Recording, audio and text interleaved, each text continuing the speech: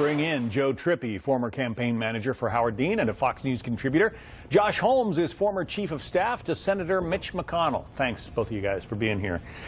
Joe, are you convinced that there's going to be, solid evidence that this is some kind of obstruction of justice by the White House? Well, I don't know if there'll be solid evidence, but I think Comey's testimony, if it is that he was asked to, could you let Flynn go, that kind of testimony that we're hearing is potentially what he's going to say. If he says that, it just says to me that you're going to see this investigation and the consequences hang over this White House probably for years. I mean, all through the 2018 election for sure, and probably beyond. It's not going to go away if that's Comey's testimony. A law professor named F.H. Buckley has written a piece for FoxNews.com that I saw this morning. I wanted to read you part of it. He says, the best evidence that Trump wasn't pressuring Comey is that he didn't resign. However else we might be divided, we can all agree that Trump shouldn't have fired Comey on May 9th. He should have done so on January 20th. This was, after all, what the Democrats had wanted. And the piece goes on from there. Josh, what do you think about that?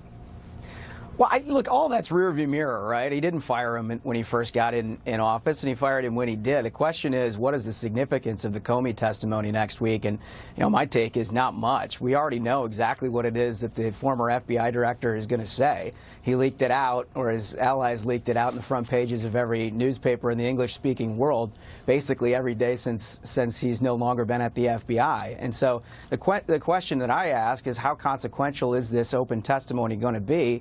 And I think the conclusion has to be not very much. Hillary Clinton, I suppose, would call it a nothing burger, Joe. So far, I mean, Democrats seem to be, they're talking about recapturing Congress in 2018 as in part as a result of what comes out of this Russia investigation and the testimony of James Comey. Do you see it being politically that consequential?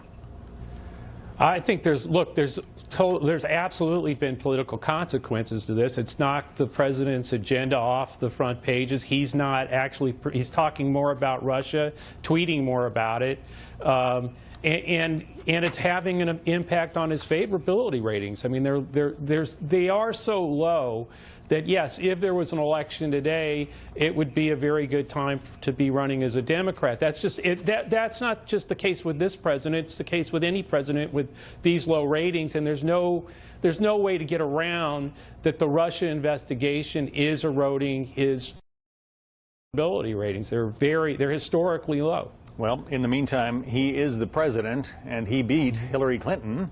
She is speaking out rather publicly about her election loss and those whom she blames for it, including her own party apparatus. I inherit nothing from the Democratic Party. It was bankrupt. It was on the verge of insolvency. Its data was mediocre to poor, non-existent, wrong. I had to inject money into it. This is the DNC. The DNC to keep it going. So Hillary Clinton, Josh, you're laughing there. Hillary Clinton says it was the DNC's fault, and actually we're going to get to some other folks that she blames for her loss.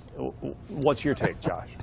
Well, it's humorous to watch. I mean, she's providing her public analysis in like the second or third stage of grief, right? She's not worked her way all the way through to acceptance. But honestly, if I was running the RNC, I'd try to pick up the tab on her speaking fees to keep her out there, because she's probably the biggest gift that the Republican Party has at this point. The more that she can be on the television and talking about her analysis and her campaign and what she thinks ought to happen, the better Donald Trump looks every day. Let's listen to a little bit more of her speech, and then we have sort of a verbate of the entire list.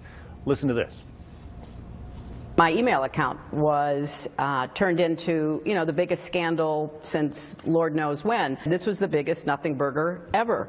It was a mistake. I've said it was a mistake. But the way that it was used was very damaging. Whatever resentment or point of anger that you may have, if he can get into it, whether it's race or sex or xenophobia or anti-Islamophobia, whatever it is, In that address, Joe, Hillary Clinton blamed quite a number of people. We have a list. We're just going to run them on the screen because it would just about take too long to read. The FBI, the New York Times, James Comey, it goes on, down to misogynists, the Republican Party, and the Democratic Party, as well as suburban women.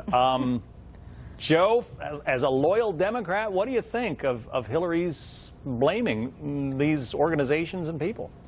Well, I mean, she also said that she made mistakes and her campaign made mistakes. She said that wasn't the reason she lost. I think everybody's going to turn out to be right on this over time. When you lose the Electoral College by 77,000 votes, it turns out that just about any of the reasons she cited and her detractors cite is reality.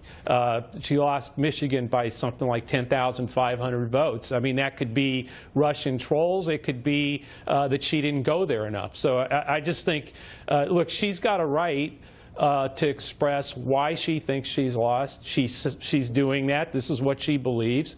And she did win the popular vote by 3 million. She lost the Electoral College by fewer than 100,000. And everybody who claims they know the reason is right, because you can't lose when you lose by that small margin. Every single thing that happened mattered, from a tweet to her schedule. Her own abilities as a candidate, Josh, are not on that list.